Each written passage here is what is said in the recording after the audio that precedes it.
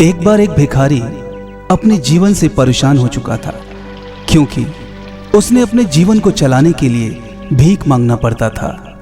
उसे हर एक चीज के लिए भीख मांगना पड़ता था।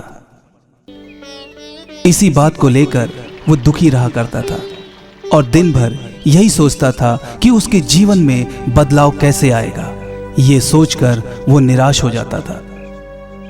वह हर दिन देखता था कि बहुत सारे लोग निराश होकर आंखों में आंसू लेकर और विभिन्न चिंताओं से परेशान लोग गौतम बुद्ध की तरफ जाते थे और वापस लौटते समय वो लोग हंसते हुए खुश होकर आते थे। वह भिखारी ये नहीं समझ पा रहा था कि गौतम बुद्ध उनके साथ ऐसा क्या करते थे कि वे बेहद खुश हो जाते थे। वापस लौटते हुए लोगों के हाथ में ना तो ढेर सारे पैसे होते थे, ना ही सोने चांदी। तो फिर ऐसा क्या होता था कि लोग बुद्ध के पास से लौटते वक्त इतना खुश होते थे। यह सोचकर उस भिखारी ने निर्णय लिया कि वो भी महात्मा बुद्ध के पास जाएगा और देखेगा कि ऐसा वहां क्या होता है जो दुखी लोग भी उनके पास जाकर खुश हो जाते हैं। वह बुद्ध से मिलने के लिए उनके पास चल पड़ा। जहां बुद्ध मौजूद थे, बहुत लंबी कतार लगी हुई थी। वह भिखारी भी उस कतार में लग गया। कतार में लगकर उसने अपनी बारी का इंतजार किया। देखते ही देखते उसकी बारी आई और उसने गौतम बुद्ध से कहा, बुद्ध, मैं बहुत ही गरीब हूं, मेरे पास कुछ भी नहीं। मुझे अपना जीवन चलाने के लिए भी दूसरों से भीख मांगनी पड़ती है। अब आप ही बताइए कि मैं अपने जीवन को कैसे बेहतर करूं। ये सुनकर बुद्ध ने कहा, तुम गरीब नहीं हो, तुम्हें ऐसा लगता है क्योंकि आज तक कभी तुमने किसी के लिए कुछ भी नहीं किया।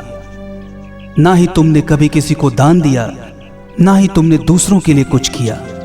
यह सुनकर भिखारी के मन में एक आशंका जाग उठी। अपने आशंका को दूर करने के लिए भिखारी ने पूछा, मैं तो एक भिखारी हूं, मैं लोगों को दान कैसे दे सकता हूं और कैसे लोग की सहायता कर सकता हूं। मुझे खुद अपना जीवन चलाने के लिए दूसरों से मांगना पड़ता है। ये सुनने के बाद गौतम बुद्ध थोड़ी देर तक चुप रहे और फिर बोले, तुम्हारे पास हाथ है जिससे तुम लोगों की सेवा में लगा सकते हो और दूसरों का भला कर सकते हो। इसके अलावा तुम्हारे पास मुंह है जिससे तुम लोगों को अच्छी अच्छी बातें कर सकते हो और दूसरों का हौसला बढ़ा सकते हो। ये सब करके तुम दूसरों की सहायता कर सकते हो। जरूरी नहीं कि दान सिर्फ पैसों के लिए किया जाए। हम चाहें तो हम शिक्षा का भी दान कर सकते हैं, चाहे तो अन्न का भी दान कर सकते हैं। ऊपर वाले ने अगर किसी को पूर्णतः अच्छा शरीर दिया है तो वह गरीब नहीं, वह बस दिमाग से गरीब है। उसे इस विचार को हटाकर दूसरों की सेवा में लगाना चाहिए। बुद्ध की यह बात सुनने के बाद भिखारी बहुत ज्यादा खुश हो गया और उसका मन संतुष्ट हो गया। इस कहानी से हमें यह शिक्षा मिलती है कि हम सब इस बात की चिंता में समय बर्बाद करते हैं कि हम गरीब हैं, लेकिन यह सत्य नहीं। सत्य तो यह है कि जब तक हमारा शरीर पूरी तरह से बेहतर है तो हम उसका उपयोग करके आगे बढ़ सकते हैं और खुद के जीवन को बेहतर बना सकते हैं। अगर कोई व्यक्ति सिर्फ अपनी गरीबी पर ध्यान दे और उसे बदलने की कोशिश ना करे तो वो मूर्ख कहलाता है। इसके अलावा हमें इस कहानी से यह भी शिक्षा मिलती है कि दान सिर्फ धन का ही नहीं, शिक्षा, भोजन, अच्छे विचार आदि का भी किया जाना जरूरी है।